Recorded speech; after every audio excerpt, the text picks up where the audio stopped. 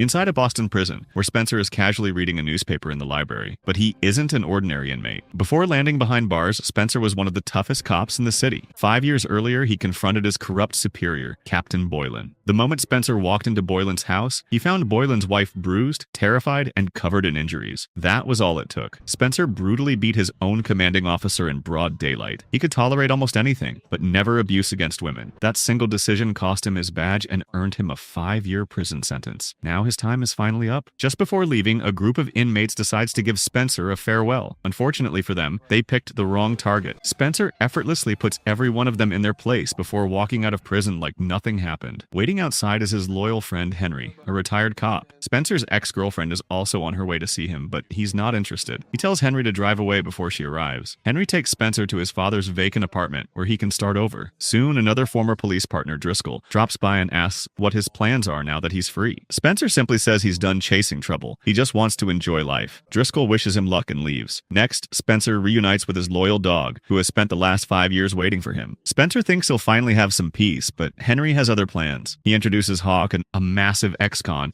whose father was Henry's childhood friend. With no family left and nowhere else to go, Hawk is moving in too. For Spencer, sharing his apartment with a complete stranger feels like the beginning of a whole new headache. Spencer's reunion with his dog doesn't go as planned. Instead of running to him, the dog happily chooses Hawk. Spencer is left heartbroken. That night, the story shifts to Captain Boylan, the same corrupt officer Spencer assaulted 5 years earlier. On his way home, Boylan gets an urgent call from his junior officer, Terrence, asking him to meet at a bus terminal. The moment Boylan arrives, he realizes it's a trap. A group of armed men surrounds him. Whatever secrets Boylan was hiding, they aren't interested in hearing excuses. Within moments, they stab him to death. By morning, Boston wakes up to shocking news. Captain Boylan has been murdered. Even more disturbing, Terrence's body is found inside the same van used in the attack. Police quickly conclude that Terrence killed Boylan before taking his own life. Watching the news, Spencer immediately knows something is wrong. He knew Terrence personally, a dedicated, honest cop who would never do something like that. Soon, Driscoll visits Spencer with a warning. The police are also considering Spencer a suspect because of his history with Boylan. Henry backs him up, confirming Spencer never left the apartment that night. Driscoll says he's not making accusations. He's simply giving a friend a heads up. But Spencer knows the real reason. Many corrupt officers still hold a grudge against him, making him an easy target. Certain there's a cover-up, Spencer starts investigating on his own. His first stop is Terrence's widow, Letitia. She believes the police are eager to close the case without uncovering the truth. When Spencer asks if Terrence and Boylan had any problems, Letitia is surprised. She says the two had become close friends and Boylan often invited Terrence out for drinks. That answer only deepens the mystery. Before leaving, Spencer warns Letitia to stay alert. Then he heads to a local bar where off-duty cops usually gather, convinced the truth is hiding somewhere inside. At the bar, Spencer pulls one of Terrence's closest friends aside and asks what was really going on between Terrence and Captain Boylan. The officer quietly reveals that Terrence had been suspicious of Boylan for weeks. He believed the captain was deeply corrupt and had secretly started collecting evidence against him. Before Spencer can ask anything else, the new Sergeant Macklin walks in. After Terrence's death, Macklin was promoted to his position. Seeing Spencer asking questions in a police bar immediately puts him on edge. The tension explodes. Macklin throws the first punch and Spencer doesn't hesitate to hit back. Within seconds, every cop in the bar joins the fight. Outnumbered, Spencer is beaten and thrown out onto the street. As he's getting up, something catches his eye. A security camera pointed directly at the bar. Spencer heads into the nearby store and asks for the footage. When the owner refuses, Spencer takes the hard drive himself and leaves. Back at the apartment, Hawk helps him review the recordings. The footage reveals a major breakthrough. On the night of the murder, Terrence leaves the bar and gets into a yellow sports car, but his own blue van is being driven by someone else, following that same car. Spencer is convinced both vehicles headed to the bus terminal where Boylan was killed. Without wasting another second,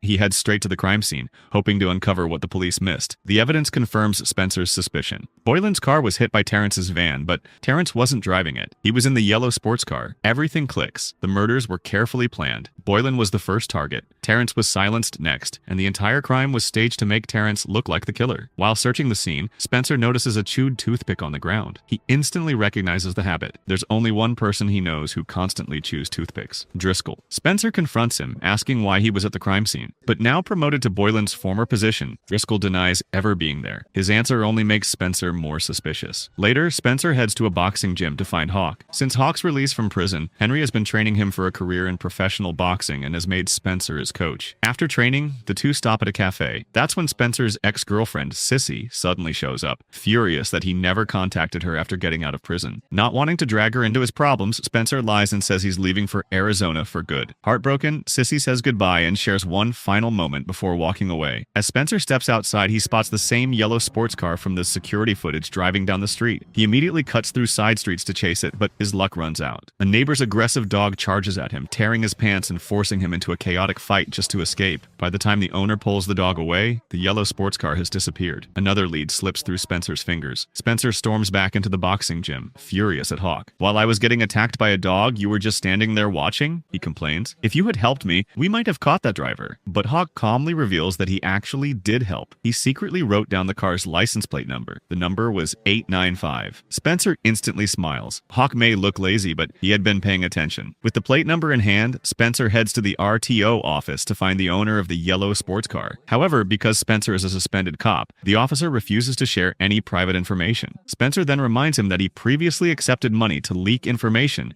and threatens to expose him. Worried about losing his job, the officer finally gives in. The car belongs to Bentwood, a powerful drug lord and criminal mastermind. Spencer already knows exactly who Bentwood is. He takes Hawk and Henry across the street from one of Bentwood locations and begins watching him. While waiting, Spencer explains Bentwood's dark history. Bentwood isn't just a drug dealer. He's a ruthless killer who works as a hitman for powerful people. Despite his crimes, he has always been protected by influential figures, which is why the police have never been able to touch him. Spencer remembers a case from 10 years ago when he was still a cop. He was assigned to protect a land clearance operation in Utah, where poor residents were being forced to leave their homes. One woman refused to give up her property. A wealthy businessman wanted her gone, so he hired Bentwood to eliminate her. 2 weeks later, Spencer found her dead. When Spencer submitted the murder case, corrupt officials buried the investigation and closed the file. Now Spencer believes Bentwood may be connected to the current murders, and he's determined to uncover the truth. Spencer recalls what really happened 5 years earlier. While investigating on his own, he found security footage showing 3 of Bentwood men murdering the woman. Certain he had enough evidence, Spencer took the video to Captain Boylan. Boylan barely looked at it. He laughed, called the footage fake, and ordered Spencer to forget the case and focus on clearing the land. That was the moment Spencer realized the entire system was corrupt. Furious, he confronted Boylan at his house, the same confrontation that landed him in prison for 5 years. Back in the present, everything finally makes sense. Bentwood wasn't acting alone. Powerful police officials had been protecting him all along. Spencer, Henry, and Hawk decide they can't rely on the law anymore. They're going to expose the truth, clear Terrence's name, and bring everyone involved down. The next day, Spencer tails Bentwood and witnesses something shocking. Bentwood secretly meets Sergeant Macklin, the same officer who replaced Terrence. Spencer watches as Macklin accepts a large bag stuffed with cash, confirming their partnership. Then the case takes another unexpected turn. 2 FBI agents approach Spencer. They reveal they've been secretly investigating Macklin and several high-ranking Boston police officers for working with organized crime. Now Spencer knows he's chasing something much bigger than a single murder. Suddenly he remembers the inmate he fought on the day he was released from prison, a former drug dealer Squeeb with connections to Bentwood. Believing Squeeb might know the missing piece of the puzzle, Spencer heads back to prison to question him. Spencer questions Squeeb. He asks 2 simple questions. Who ordered the attack on him, and why is the FBI targeting so many police officers? Squeeb refuses to talk, so Spencer gets creative. He video calls Henry, who turns the camera toward Hawk, currently enjoying a date with Squeeb's wife. Squeeb instantly loses his composure. Spencer twists the knife, telling him, "You'll probably be in prison for a long time. Looks like your wife is already moving on." The bluff works. Squeeb finally gives Spencer one clue, a single code word: Wonderland. Then he smirks and warns Spencer that he will be dead very soon. Ignoring the threat, Spencer tracks down an old informant named Wayne at the harbor. Wayne explains that Wonderland isn't an amusement park. It's a luxury casino on the waterfront secretly used by crime syndicates to run a massive international drug smuggling operation. Corrupt cops, powerful politicians, and wealthy businessmen all meet there to launder millions. Everything suddenly makes sense. The murdered woman had refused to sell her land because the syndicate wanted it to expand the casino. That's why Boylan buried the case. Determined to see it for himself, Spencer heads to Wonderland. Security quickly notices him, but he talks his way past the guards and slips out before they realize who he is. Meanwhile, Boylan and Terrence's funeral is underway. Macklin quietly tells Driscoll that Spencer is getting dangerously close to the truth. Driscoll isn't worried.